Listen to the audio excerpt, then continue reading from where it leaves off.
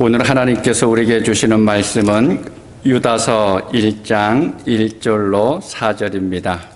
신약성경 397페이지 유다서 1장 1절부터 4절까지 우리 다 같이 일어나셔서 한 절씩 교독하여 봉독하도록 하겠습니다. 예수 그리스도의 종이요 야고보의 형제인 유다는 부르심을 받은 자 곧 하나님 아버지 안에서 사랑을 얻고 예수 그리스도를 위하여 지키심을 받은 자들에게 편지하노라.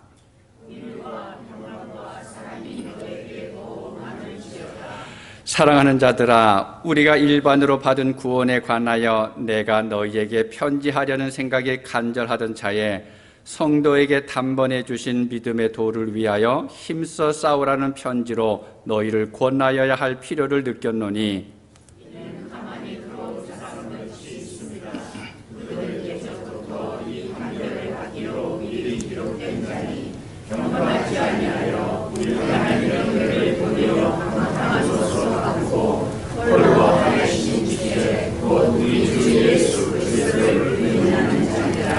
아멘.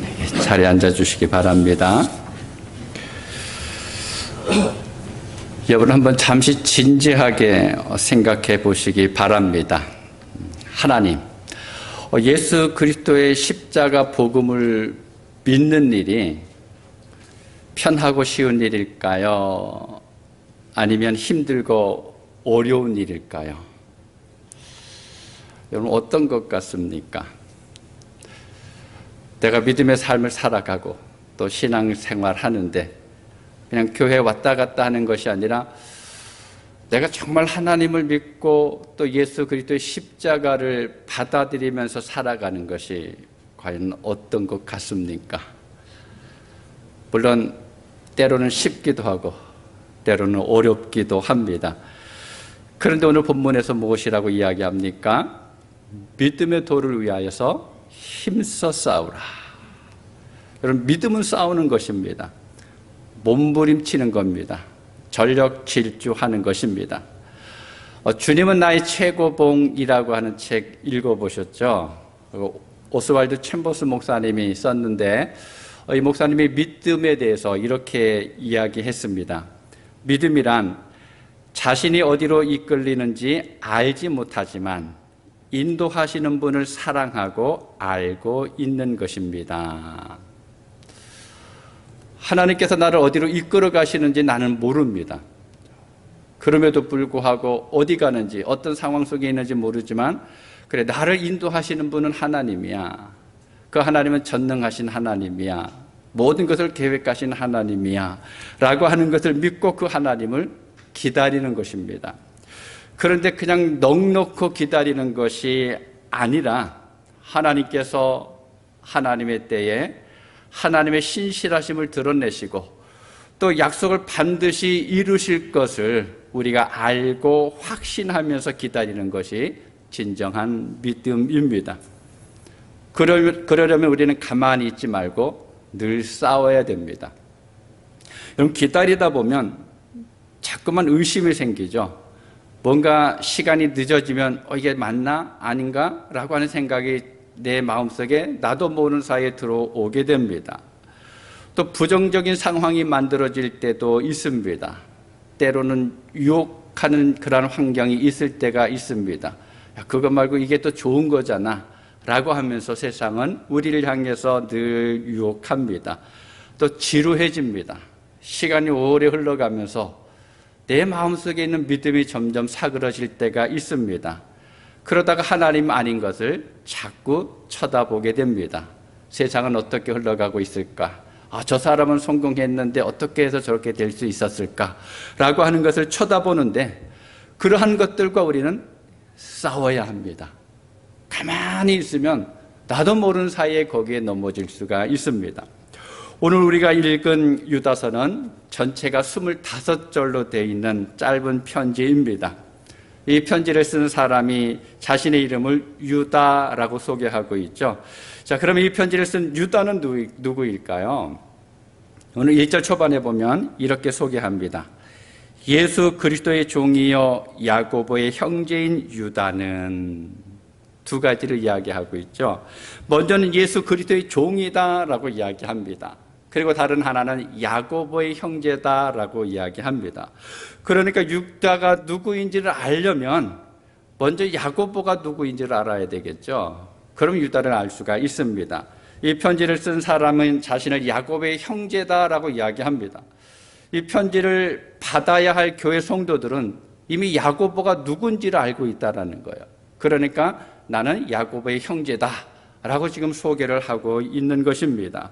그만큼 잘 알려진 인물입니다. 여러분, 그 야고보가 누구입니까? 여기에 나오는 야고보는 예수님의 제자 중에 하나인 야고보가 아닙니다. 그 야고보가 아니라 초대 예루살렘 교회의 지도자입니다. 그리고 그 야고보는 예수님의 육신의 동생입니다. 자, 이렇게 보면 편지를 쓴 야고보의 동생 유다는 누구입니까? 예수님의 동생이죠. 예수님의 친동생입니다. 그런데 한 가지 궁금한 것이 있습니다. 예수님의 친동생이라면 왜 예수 그리스도의 종이다라고 이야기했을까요? 편지를 쓰면서 나는 예수님의 동생이다라고 말을 하면 더 분명하게 자신을 알릴 수 있을 텐데, 그러면 자기 자신을 더 잘 나타낼 수 있었을 텐데 왜 그렇게 하지 않았을까요? 그런데 이것은 유다뿐만 아니라 야고보도 똑같이 씁니다. 야고보서 1장 1절을 보면 이렇게 기록하고 있습니다. 하나님과 주 예수 그리스도의 종 야고보는 흩어져 있는 12지파에 문안하노라. 예수님의 자기 형인데, 자기 형과 함께 한 20년 이상은 같이 살아왔었을 텐데, 그런데 형이라고 부르지 않고 주라고 부릅니다. 자기는 동생이지만 스스로를 종이라고 부르고 있습니다. 그러면 왜 유다와 야고보는 예수님을 형이라고 하지 않고 주라고 불렀을까요? 왜 종이라고, 자기 자신을 종이라고 얘기했을까요? 그 일은 간단합니다. 그것은 예수님이 누구인지를 분명히 알았기 때문에 그렇습니다. 비록 육체적으로는 형이지만 그 예수님이 누구인지를 알았다라는 겁니다. 야고보와 유다는 예수님이 하나님께서 보내신 하나님의 아들이고 또 그리스도라고 하는 사실을 알았습니다. 그러면서 동시에 내가 누구인지도 알았습니다. 나는 죄인이었다라고 하는 것을, 내 힘으로는 살아갈 수 없다라고 하는 사실을 분명하게 알았습니다. 예수님을 내가 그리스도로 받아들이고 믿음으로 말미암아 하나님의 자녀가 될 수 있다라고 하는 사실을 알았고 또 이들은 그것을 분명하게 믿었습니다. 그런데 중요한 것은요, 이 유다가 자신을 일꾼이라고 말하지 않고 종이다라고 말하고 있습니다. 여러분, 그리스도의 일꾼이나 종은 똑같이 그리스도의 일을 하는 사람들이죠. 그런데 일꾼하고 종의 차이가 여러분 무엇인지 아시나요? 일꾼과 종, 어떻게 보면 거의 비슷한 것 같은데 그런데 다릅니다. 여러분, 일꾼과 종의 차이는, 일꾼은 일반적으로 자기의 기분에 따라서 일을 할 수도 있습니다. 또 일꾼은 자신이 원하는 것을 요구할 수도 있죠. 내가 바라보고 하는 것, 기대하는 것을 자꾸 요구하게 됩니다. 자신의 생각을 이야기합니다. 그리고 자기 유익을 찾아서 또 옮겨 다닐 수도 있습니다. 그런데 종은 어떻습니까? 절대 그렇게 할 수가 없습니다. 이 종은 자신의 유익을 구할 수가 없습니다. 생각은 하긴 하는데 자기 생각대로 절대로 일을 하지 못합니다. 더구나 주인에게 무엇인가를 요구한다고 하는 것은 더 어렵습니다. 그리고 이 종의 생존권은 주인에게 있습니다. 유다는 바로 이런 태도로 사역을 감당했고 그 마음으로 지금 편지를 쓰고 있는 것입니다. 유다는 결코 자신의 유익이나 무엇인가를 얻기 위해서 편지를 쓰는 것이 아닙니다. 자신 어떤 목적을 위해서도 편지를 쓰는 것이 아닙니다. 오직 주님을 위해서 편지를 쓰고 있고 또 주님의 몸된 교회를 위해서 이 편지를 쓰고 있습니다. 우리는 이 유다의 마음을 생각하면서 이 유다서를 읽을 수 있어야 합니다. 자, 그렇다면 유다는 왜 편지를 썼을까요? 편지 쓸 때는 다 이유가 있죠. 물론 단순히 안부를 묻기 위해서 쓰는 편지도 있지만 그것도 안부를 묻기 위한 목적이 있습니다. 그리고 특별하게 중요한 목적을 가지고 편지를 쓰는 경우가 있습니다. 유다가 편지를 쓰는 목적을 본문 3절에서 이렇게 이야기합니다. 우리 함께 읽겠습니다. 사랑하는 자들아, 우리가 일반으로 받은 구원에 관하여 내가 너희에게 편지하려는 생각이 간절하던 차에 성도에게 단번에 주신 믿음의 도를 위하여 힘써 싸우라는 편지로 너희를 권하여야 할 필요를 느꼈노니. 한마디로 이야기하면 믿음의 도를 위하여 힘써 싸우라 하고 권하기 위해서 이 편지를 썼다라는 것입니다. 그런데 유다가 이렇게 권해야 될 이유가 있습니다. 바로 4절에 나오는데 우리 4절도 한 목소리로 같이 읽도록 하겠습니다. 이는 간만이 들어온 사람 몇이 있습니다. 그들은 옛적부터 이 판결을 받기로 미리 기록된 자니 경건하지 아니하여 우리 하나님의 은혜를 도리어 방탕한 것으로 바꾸고 홀로 하나이신 주제 곧 우리 주 예수 그리스도를 부인하는 자니라. 아멘. 이 사절을 원문 번역 성경에 보니까 이렇게 번역이 되어 있습니다. 왜냐하면 몇몇 사람들이 몰래 숨어서 들어왔기 때문입니다. 그들은 이미 오래전에 이런 심판을 받도록 기록되어 있는 경건치 못한 자들입니다. 그들은 우리 하나님의 은혜를 방탕한 것으로 바꾸고 우리의 유일한 주인이시요 주님이신 예수 그리스도를 부인하는 사람들입니다. 교회 안에 지금 이단이 들어와 있다는 것입니다. 유다가 듣기에 이단자들이 교회에 몰래 들어와서 영적으로 교회를 어지럽게 하고 또 성도들의 믿음을 흔들 그런 위험이 있기 때문에 그것을 경고하기 위해서 편지를 쓰고 있다라고 이야기합니다. 유다는 당시 곳곳에 번지고 있는 이 영지주의 이단이 지금 교회 안으로 속속 들어오고 있는 것을 보았습니다. 그리고 성도들의 마음을 어지럽게 하고 믿음을 흔들고 있다라고 하는 소식들을 들었습니다. 비록 그 수가 아직은 소수여서 큰 영향을 미치고 있지는 않고 있지만 그렇다고 마냥 내버려 둘 수가 없었다라는 거예요.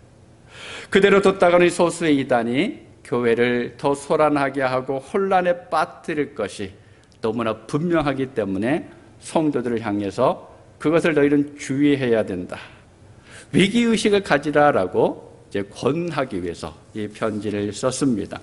그럼 영주주의자들은요, 하나님의 은혜를 방탕한 것으로 바꾸었다라고 이야기합니다.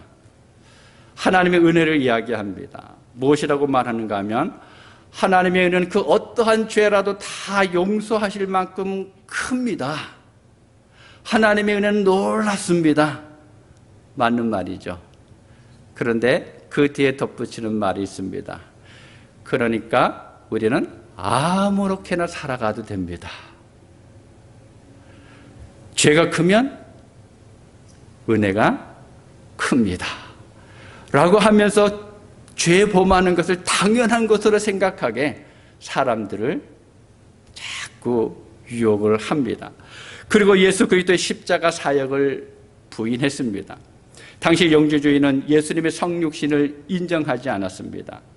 예수님께서 하나님인데 인간의 몸을 입고 이 땅에 오셨다라고 하는 사실을 부인을 했습니다. 그냥 눈에 보이긴 했지만 그런 육체가 아니라 영이다라고 말합니다. 그러면서 하나 더 이야기하죠. 그렇기 때문에 십자가에서 죽은 사건은 가짜다. 그럼 죽지 않았으니까 그 다음에 또 뭐가 없습니까? 부활이 없죠. 이 모든 것들을 다 거짓이다라고 주장합니다. 여러분, 이러한 사람들을 유다가 뭐라고 평가했습니까? 옛적부터 이미 오래전에 심판을 받게 되어 있다라고 말을 합니다. 오늘 본문에서 우리가 특별히 관심을 기울여야 할 구절이 있는데 바로 본문 3절입니다. 이 본문 초반에 보면 사랑하는 자들아, 우리가 일반으로 받은 구원에 관하여 내가 너희에게 편지하려는 생각이 간절하던 차에, 이 교회가 어느 교회인지는 정확히 알지 못하지만 유다가 그렇지 않아도 편지를 쓰고 싶은 마음이 있었다라는 것입니다. 성도들이 받은 구원에 대해서 뭔가가 하고 싶은 이야기가 있었습니다. 그래서 쉬운 성경에 보니까 사랑하는 친구들이여 나는 우리 모두가 함께 누리고 있는 구원에 관해 여러분에게 편지 쓰기를 간절히 원했습니다 라고 번역했습니다. 아마 유다는 어느 교회를 향해서 우리가 받은 구원이 무엇인지, 그리고 우리가 어떻게 해서 구원을 받았는지, 하나님의 사랑이 무엇이었는지, 왜 하나님께서 사람의 몸을 입고 이 땅에 오셨었는지, 또 그 예수님께서 왜 고초를 당하셨고 십자가에서 죽으셨는지, 그리고 어떻게 해서 부활하셨는지, 그리고 우리는 어떻게 해서 그 구원의 은혜를 누리게 되었었는지, 이런 이야기를 쭉 하고 싶었었던 것 같습니다. 그 내용을 편지로 쓰려고 하고 있었는데, 그런데 마침 그 교회에서 들려지는 소문이 있었습니다. 그래서 이렇게 말합니다. 3절 중반에 보면 우리 함께 읽도록 하겠습니다. 성도에게 단번에 주신 믿음의 도를 위하여 힘써 싸우라는 편지로 너희를 권하여야 할 필요를 느꼈노니. 편지를 쓰려고 작정하고 있었는데 이제 급하게 내용을 바꾸게 됐다라는 것입니다. 단번에 주어진 믿음, 한 번에 주어진 믿음이라는 거죠. 예수님께서 여러 번 죽으신 것이 아니라 한 번 십자가에 죽으셨다라는 것입니다. 그 믿음을 우리에게 주셨는데, 그런데 그 믿음을 지키기 위해서 열심히 싸우라고 권면해야 돼. 그럴 필요가 있다라는 겁니다. 그래서 급하게 편지를 써서 보낸 것을 이야기합니다. 그리고 예수님의 동생이고 또 그리스도의 종인 유다가 이렇게 급하게 편지를 쓴 이유가 무엇입니까? 앞에서도 말씀드린 것처럼 바로 소수이지만 이단자들이 교회 안에 침투했다라고 하는 것을 알았기 때문에 그렇습니다. 다시 말하면 지금 교회가 위기가 오고 있다고 하는 것을 미리 감지했다라는 거예요. 아직 문제가 나타나지는 않았습니다. 어떤 상황이 벌어지지는 않았습니다. 근데 유다가 보니까 문제가 생길 수 있겠구나 라고 하는 것을 안 겁니다. 2004년 12월에 인도네시아에서 발생한 쓰나미, 여러분 기억하시죠? 엄청난 사람들이 죽었고 많은 피해가 있었는데, 그때 기록을 보게 되면 바닷물이 멀리까지 빠져나가니까 사람들이 어떻게 했습니까? 바닷가로 달려가서 물고기들을 줍고 있었습니다. 그런데 그에 비해서 야생의 동물들이나 곤충은 지진이 발생하기 얼마 전부터 바다와는 반대 방향으로 산으로 올라가고 있는 것을 사람들이 발견했다라고 이야기합니다. 아마 이 동물 그리고 이 곤충들은 지진이 일어날 것을 감지한 것 같아요. 도대체 동물들이 어떻게 그것을 미리 감지할 수 있었을까? 과학자들이 아무리 찾아봐도 그것을 발견하지 못했습니다. 분명한 것은 이 동물들에게는 인간에게 없는 감지 능력이 있다라는 겁니다. 여러분, 오늘 본문을 보면 유다는 남다른 감지 능력이 있습니다. 위기에 대해서 지금 분명하게 눈에 보이지는 않지만 이거는 위기다, 이거는 위험한 것이다라고 하는 것을 알 수 있는 능력이 있었다라는 것입니다. 아직 위기가 본격적으로 보이지는 않았지만 그런데도 그 조짐을 바라보면서 곧 위기가 닥칠 것이다 라고 하는 것을 알았습니다. 바로 그런 위기를 대비하라 라고 경고하는 것입니다. 우리가 건물을 좀 특별히 이제 높은 건물들을 보게 되면 가끔 금이가 있는 것을 보게 되죠. 근데 우리는 어떻습니까? 그 금을 보면서 그냥 금이 갔네, 뭐 좀 오래됐나 보다 라고 생각을 하게 되죠. 근데 전문가들이 보면 어떻습니까? 똑같은 금을 보면서도 어떤 금은 위험한 금이다라고 하는 것을 발견할 수가 있죠.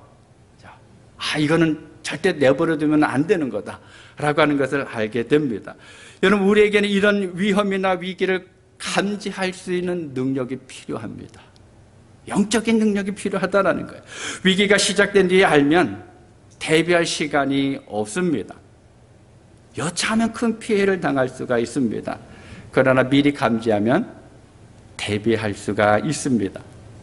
큰 피해를 입는 것을 막을 수가 있습니다.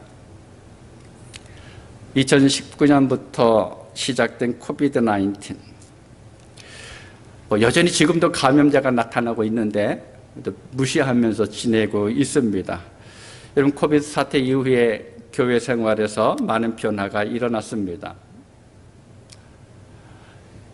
예배 참석한 교인들이 줄어들었죠. 그래서 많은 교회들이 문을 닫았습니다. 그리고 지금도 그 현상이 계속해서 일어나고 있습니다. 작은 교회는 점차로 사라져가고 있고 큰 교회는 그래도 조금씩 부흥해 가고 있습니다. 근데 이런 외형적인 변화보다 또 더 중요한 변화가 있습니다. 대표적인 것이 신앙의 열정들, 열심이나 헌신이 줄었다라는 겁니다. 분명히 하나님을 믿습니다. 예수 그리스도의 십자가 복음을 믿고 있습니다. 그런데 내 안에서, 내 마음속에서 하나님을 향한 감정이나 열망이나 열정이 어느 순간부터 사그러져 가고 있다는 거예요. 차가워져 가고 있습니다. 신앙의 기쁨이나 즐거움 또 뜨거움을 누리지 못하고 있습니다. 하나님과 깊은 교제를 가졌었는데 어느 순간부터 그러한 시간들이 하나 둘 사라지기 시작합니다. 그러면서 나도 모르게 내 속에서 이 정도면 괜찮지 않아? 이 정도만 해도 괜찮겠지라고 하는 생각에 우리가 젖어들게 됩니다. 우리 안에 나도 모르게 들어와 있는 영적인 게으름이 점차 뿌리를 내리고 있는 것입니다. 전체적인 분위기가 이렇게 흘러가는데 그중에서 어떤 그리스도인들은 전보다 더 진지하게 또 뜨겁게 새롭게 하나님을 기대하고 바라보는 이들도 있습니다. 이렇게 흘러가서는 안 되는데, 이렇게 되면 안 되는데, 이렇게 되면 교회가 힘들어지는데, 이렇게 되면 하나님께서 별로 좋아하지 않으실 텐데 라고 하는 영적인 위기의식 때문에 바로 그들은 더 하나님 앞에 매달립니다. 그런데 하나님께서 지금 이 시대에 그 사람들을 들어서 사용하고 계시다라는 거예요. 우리가 생각하지 못했던 방향으로 하나님은 하나님의 일을 이루어 가십니다. 유다는 본문 이후에 계속해서 이런 영적 위기에 대해서 이야기합니다. 영적으로 무뎌지면 어떻게 되는지, 교회가 무방비 상태로 있다가 이단의 공격을 받으면 얼마나 큰 어려움을 겪게 되는지를 이야기합니다. 그래서 소리 높여서 이야기하고 있습니다. 지금 위기가 오고 있다. 지금 가만히 있으면 안 된다. 너희들 안에 있는 이단에 속해 있는 사람들을 그냥 가만히 내버려 두어서는 안 된다라고 이야기합니다. 역사의 연구라고 하는 책 혹시 보신 분이 계실는지 모르겠습니다. 전체 12권으로 되어 있는데 아놀드 토인비는 이름 기억하시죠? 이 사람이 쓴 책인데 그가 이런 말을 했습니다. 역사적인 성공의 절반은 죽을지도 모른다는 위기의식에서 비롯되었고 역사 속 실패의 절반은 과거에 찬란했던 시절에 대한 향수에서 비롯되었다. 위기라고 하는 파도가 지금 다가오고 있습니다. 그냥 찰랑찰랑 다가오고 있는 거예요. 근데 그 위기를 감지하고서 그 위기의식을 가지고 대처하면 위기를 극복하는 것뿐만 아니라 전화위복을 이룰 수가 있습니다. 그런데 위기가 다가오고 있는데도 불구하고 그것을 모르면서 과거에 이뤘던 찬란한 것만 지금 보고 있습니다. 몇 년 전에는 이랬었는데, 그때는 내가 이렇게 성공했었는데 라고 하면서 거기에 취해서 가만히 있다 보면 어느 순간에 엄청난 아픔을 맛보게 될 거라는 거예요. 이 토인비가 인간의 역사를 전부 다 살펴보니까 적어도 반 이상은 그렇게 이루어졌다라고 이야기합니다. 여러분, 위기감하고 위기의식은 차이가 있습니다. 위기감과 위기의식은 다릅니다. 위기감은 이미 위기가 나에게 지금 다가온 거예요. 눈앞에 보입니다. 어려운 상황들이 자꾸 느껴집니다. 이 상황이 언제 끝날까? 또 얼마나 내가 더 견뎌야 될까? 내가 얼마만큼 아파야 할까? 라고 생각하면서 조심하는 것입니다. 그러니까 그러니까 소극적인 불안감은 바로 위기감이다라고 볼 수가 있습니다. 그런데 위기의식은요, 눈에 아직 보이진 않아요. 그런데도 뭔가가 지금 느껴지는 것입니다. 그래서 준비하는 겁니다. 그냥 넘어갈 수 없는 작은 균열들이 자꾸 보이기 시작합니다. 뭔가 미세한 변화가 나타나고 있는 것을 이 사람들은 바라보면서 이 결과는 이렇게까지 되겠구나 라고 생각하는 것이 바로 위기의식이다라는 겁니다. 그래서 유다는 교회가 위기의식을 가져야 한다라고 말합니다. 여러분, 우리는 평안함을 추구해야 합니다. 하나님께서 우리에게 주시는 평강을 누려야 합니다. 그러면서 이대로는 안 되는데, 이대로는 안 되는데 라고 하는 위기의식을 가져야 합니다. 우리는 모든 것을 긍정적으로 바라보아야 합니다. 예수님께서 함께 하시면서 그 모든 것을 어떻게 변화시킬 것인지에 대한 기대가 있어야 하는데, 그런데 나에게서 좋지 않은 습관 때문에 믿음이 무너질 수도 있다라고 하는 위기의식을 가져야 합니다. 물론 그렇게 한다고 해서 위기 자체가 없어지는 것은 아닙니다. 그렇지만 위기의식이 있으면 위기를 잘 처리할 수가 있습니다. 자, 그러면 그 위기를 어떻게 우리가 해결할 수 있을까요? 오늘 본문 3절에서 보면 믿음의 도를 위하여 힘써 싸우라 라고 이야기합니다. 믿음을 위해서, 복음을 위해서, 십자가를 위해서, 그리스도를 위해서 싸우라 라고 이야기합니다. 이것은 신앙의 본질, 핵심에 집중하라고 하는 의미입니다.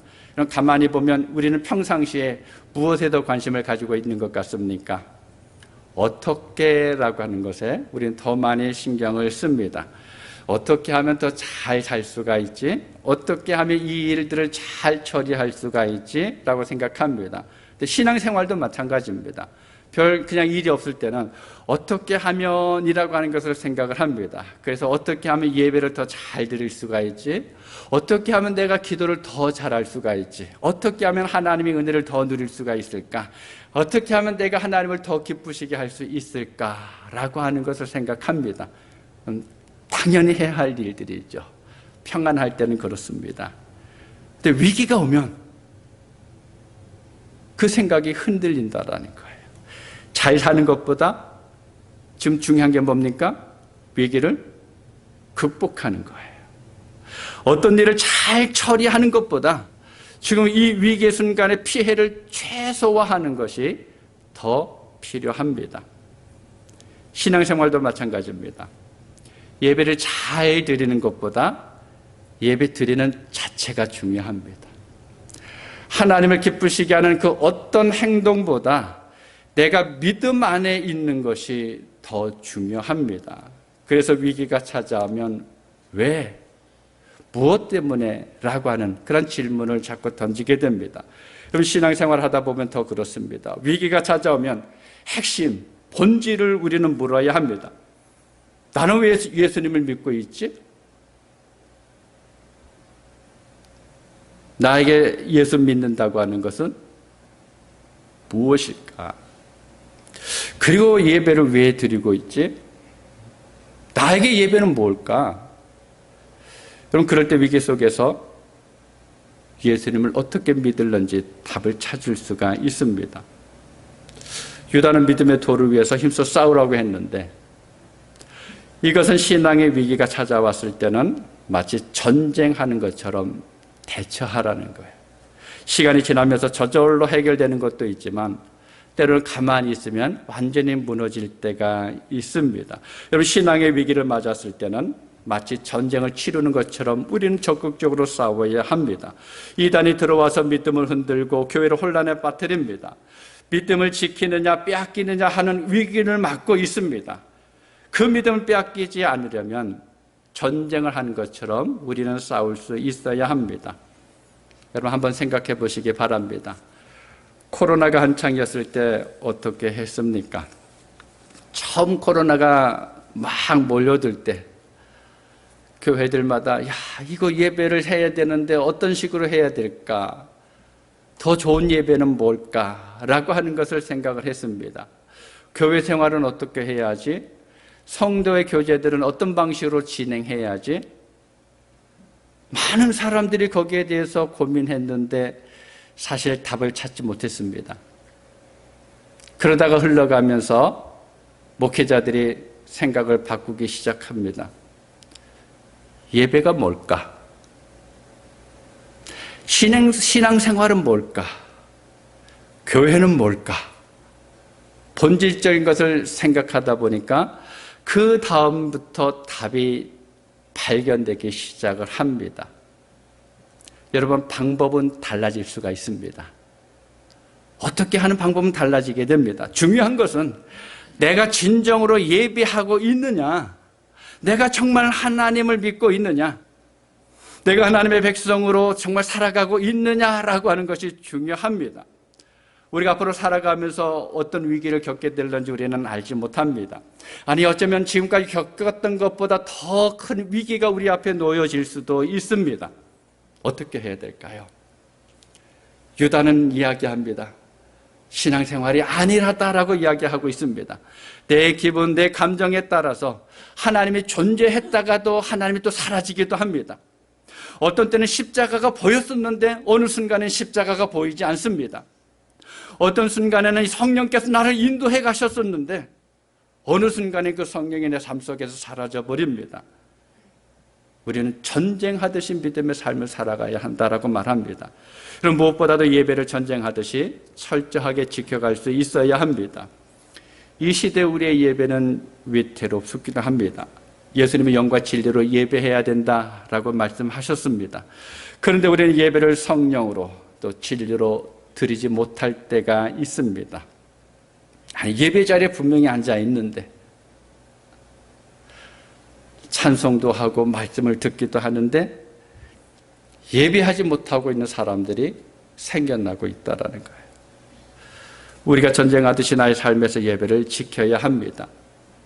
교회로 모이느냐, 모니터 앞에 있느냐, 일주일에 몇 번 예배를 하느냐라고 하는 것도 물론 중요합니다. 그러나 우리는 내가 정말 진심으로 예배하고 있느냐,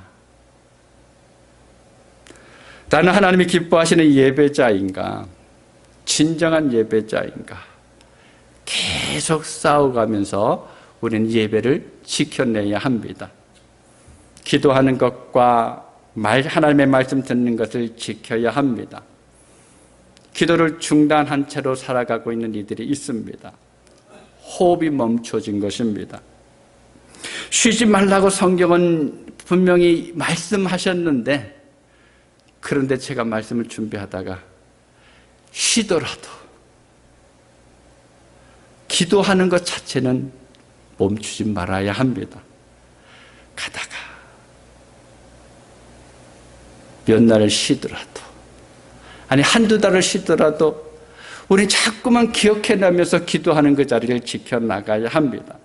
말씀의 귀를 닫고 하나님의 음성을 외면하는 사람들도 있습니다. 우리는 싸워야 합니다.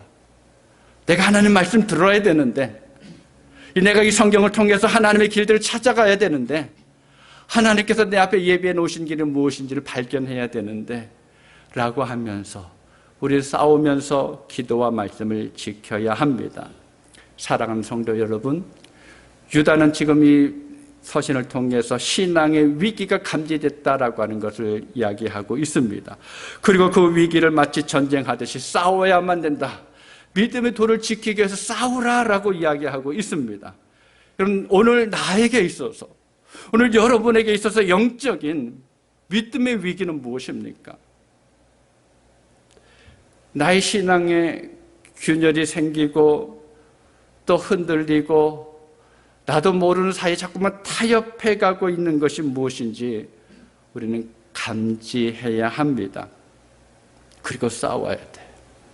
이건 아닌데, 하나님의 성전인 내가 이렇게 살아가서는 안 되는데 라면서 우리는 싸워야 합니다. 그렇다고 여러분 뭔가 대단하거나 화려하게 보이는 신앙이 아닙니다. 믿음이 있어야 된다라는 거예요. 내 안에 그리스도가 분명히 있어야 합니다.